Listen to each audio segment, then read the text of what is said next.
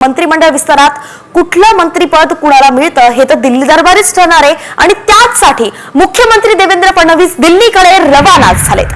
खाते वाटपाचा निर्णय आता दिल्लीतच होणार आहे। शिंदे अजित पवार सुद्धा दिल्लीला जाणार असल्याचं कळतंय। तर दिल्लीत अमित शहांशी नेमकं चर्चा करणार का, बैठक होणार का आणि या बैठकीत मंत्रिमंडळ विस्तारावरती अखेरचं शिक्कामोर्तब होणार का हे पाहणं महत्त्वाचं आहे। 14 डिसेंबरला मंत्रिमंडळ विस्तार होऊ शकतो अशी संभाव्य माहितीच जी आहे ती सूत्रांनी दिली आहे आणि त्यामुळे आज दिल्लीत महत्त्वाची खलबतं होण्याचं कळतंय। मंत्रिमंडळ विस्तारात कुठलं मंत्रिपद कुणाला मिळतं हे तर दिल्ली दरबारीच ठरणार आहे आणि त्याचसाठी मुख्यमंत्री देवेंद्र फडणवीस दिल्लीकडे रवाना झालेत।